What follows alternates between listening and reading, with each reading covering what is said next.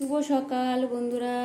তো এই যে ঠাকুর নমস্কার করে রান্নার দিকে চলে আসলাম। তো সকাল সকাল রান্নার দিকে চলে আসলাম কারণ হচ্ছে আজকে হচ্ছে আমার মা পালন করে একাদশী। যেহেতু আমার বাবা মারা গেছিল, তো ওর জন্য মা একাদশী পালন করে। মা আজকে হচ্ছে চালের কোনো জিনিস খাবে না, তো আটার জিনিস খাবে, ময়দার জিনিস খাবে। তো ওর জন্য কি ধুয়ে মানে গ্যাস ট্যাস মুছে পরিষ্কার করে রান্না করতে হয়, যেহেতু আমাদের মাছ মাংস ডিম রান্নাই হয় গ্যাসে।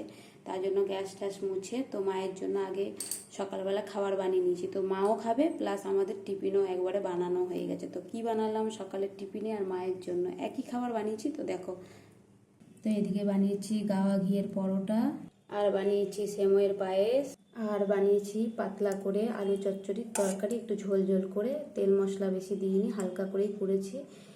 যেহেতু সকালে টিফিনেও খাওয়া যাবে, প্লাস মাও খেয়ে নিতে পারবে নিরামিষ। তো আগে গ্যাস মুছে রান্নাটা মায়ের জন্য করে নিয়েছি, তো দুপুরে আমাকে রান্না করতে হবে, ওই জন্য করে নিয়েছি। তো কালকের থেকে সে শুধু বলে যাচ্ছে আমি সাবু খাবো, আমার জন্য কিচ্ছু করবি না।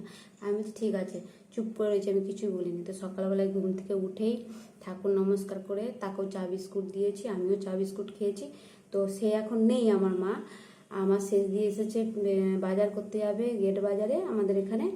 তো গেট বাজারে বাজার করতে গেছে, তো তারা এখনও ঢুকেনি। তো আমার মা জানে না আমি এত কিছু তার জন্য করেছি, প্লাস মায়ের জন্য করা হয়েছে, প্লাস আমার সকালের টিফিন। তো সকালে তো ছুটির দিনে টিফিন করি কিছু না কিছু, যেমন স্কুল থাকলে হয় না, মেয়েকে টিফিন করে দিতে হয়, তারপরে মেয়েকে স্নান করিয়ে চুল বেঁধে খাইয়ে দিতে হয়, তো সময়টা হয় না সকালের টিফিন। তো বেশিরভাগ আমি মুড়ি খেয়ে নিই, যেহেতু মা আছে, মাকে কোনো সময় কিনে এনে দিচ্ছি, তো মাও ঘরে বসে কোনো সময় মুড়ি খেয়ে নিচ্ছে। তো আমি সকালে সেরকম ভিডিওগুলো দিতে পারছি না। তো যেহেতু আজকে আমার মেয়ের ছুটি, ওই জন্য টিফিনও করলাম, তো মায়েরও খাওয়া হয়ে যাবে, আমাদেরও খাওয়া হয়ে যাবে।